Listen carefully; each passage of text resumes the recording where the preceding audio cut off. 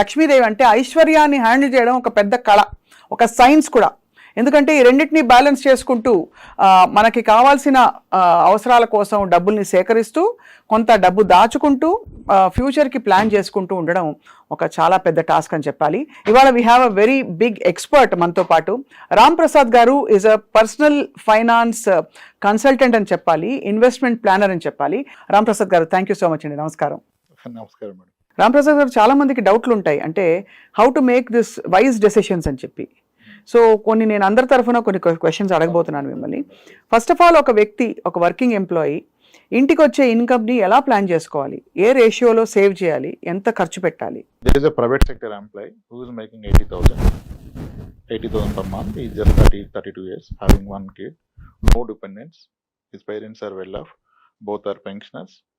They can't even spend their pension. They are also giving him some money.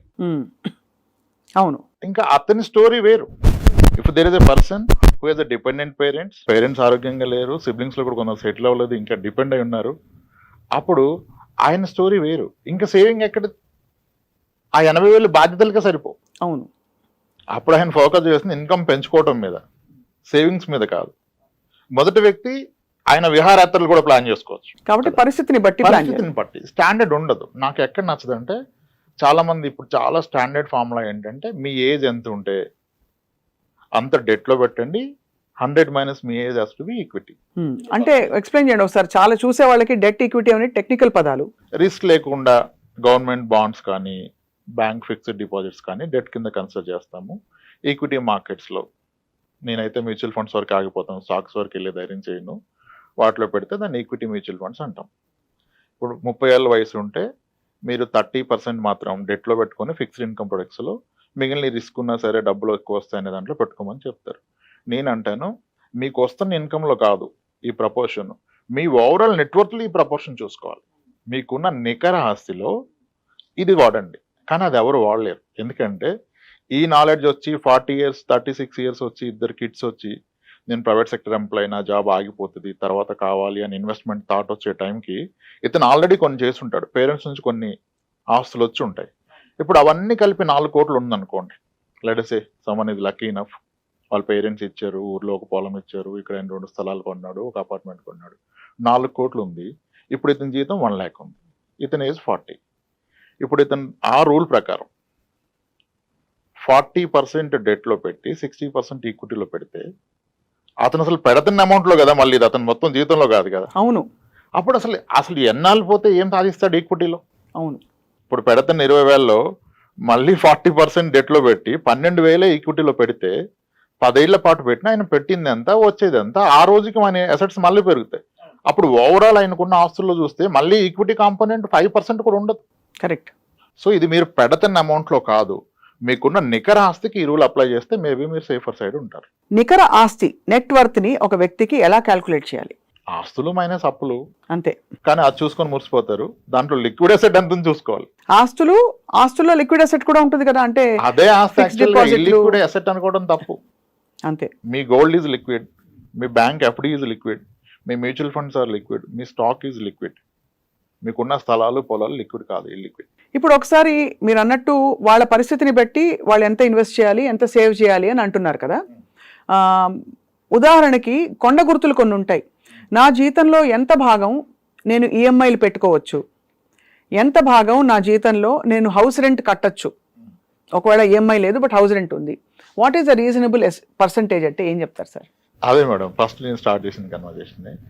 ఇప్పుడు 8 కోట్లు ఆస్తున్న వ్యక్తి అతని జీతంలో 50% రెంట్ కడితే కూడా తప్పలేదు. ఎందుకంటే ఆయన ఫ్యామిలీ ఏమి ఈయన జీతం మీద డిపెండెంట్ లేదు. ఆయనకున్న అసెట్స్ విల్ టేక్ కేర్ కదా, అవి చూసుకుంటాయి కదా. అప్పుడు ఎంతకైనా వెళ్ళిపోవచ్చు. నీకు ఏ ఆస్తి లేనప్పుడు, ఇదే ఆధారమైనప్పుడు ఎంత తక్కువ పెడితే అంత మంచిది. ఓహో. ఆ తక్కువలో మళ్ళీ సరైనది ఏది సరికాందేది చూసుకోవాలి. ఇప్పుడు పిల్లల ఎడ్యుకేషన్ అనేది the biggest best investment in life. అదే ఇప్పుడు అక్కడ కాంప్రమైజ్ అయిపోయి అక్కడ నేను లక్షలు పోయిను, 1000 పోయిను అంటే భవిష్యత్తు ఎలా? కరెక్ట్. ఇప్పుడు I see lot of people, అంటే నేను ఇప్పుడు నా వయసు చిన్నదైనా నాకంటే పెద్దవాళ్ళని చాలా మందిని కలుస్తాను కదా. చాలా మంది దే ఆర్ మోస్ట్ హ్యాపీ, వాళ్ళ పిల్లల మొదటి జీతం వీళ్ళ చివరి జీతానికన్నా ఎక్కువ, లేదా ప్రజెంట్ జీతానికన్నా ఎక్కువ. అవును. అది అలా పాసిబుల్, అలా సాధించగలిగిన చాలా మంది ఆస్తులు ఏం కూడబెట్టలే. అవును. పిల్లల్ని ఆస్తులుగా ఫీల్ అయ్యారు. వాళ్ళతో ఎక్కువ టైం స్పెండ్ చేశారు. మనీ ఒక్కటే కాదు, టైం కూడా స్పెండ్ చేయాలి కదా. వాళ్ళు ఆ టైం స్పెండ్ చేశారు, వీళ్ళ కష్టాలు చెప్పారు, వీళ్ళ ఆస్పిరేషన్ వాళ్ళకి చెప్పారు. అమ్మ నువ్వు డాక్టర్ అయితే ఇంకా మన కుటుంబంలో తరహాల్లో నువ్వు ఫస్ట్ డాక్టర్ అవుతావురా, అందరూ నా గురించి చెప్తాను, నేను గర్వంగా తిరుగుతాను. ఒక తను చెప్తే కూతురు అవుతుంది. డబ్బులు ఒకటే ఇచ్చేస్తే అవుతుందా? ఆ టైం అండ్ మనీ పెట్టిన వాళ్ళు వేరేది పెట్టలేదు. రైట్. సో కాబట్టి స్టాండర్డైజేషన్ లేదు ఎంత పెట్టాలని. ఆయనకు తెలుసు. ఇంకా నాకు వచ్చే జీతంలో ఇల్లు కొనలేను అనుకున్న వ్యక్తి పూర్తి జీతాన్ని పిల్లల మీద పెడితే ఆ పిల్లలు ఈరోజు ఆయనకు అద్భుతమైన ఇల్లు కొనిచ్చారు. అవును. ఎంతో మందిని ఫోర్స్డ్ విఆర్ఎస్ తీపించారు. అంటే రిటర్న్ వచ్చే ఇన్వెస్ట్మెంట్ మీద పెట్టాలి. ఆ పిల్లలు అన్నిటికంటే పెద్ద ఆపర్చునిటీ మీకు ఇన్వెస్ట్మెంట్ పరంగా. కానీ అక్కడ టైం కూడా పెట్టాలి. ఒట్టి మనీ పెడితే అవ్వకపోవచ్చు. అవును, కరెక్టే, కరెక్ట్. మీరు టైం స్పెండ్ చేయకపోతే వాళ్ళు మీ దారిలోకి రారు. So as we wind up Ramprasad garu, of course people will contact you. మీకు డైరెక్ట్గా వాళ్ళకి ఏమైనా ఇంకా సలహాలు కావాలంటే మీరు వాళ్ళు మాట్లాడుకోండి.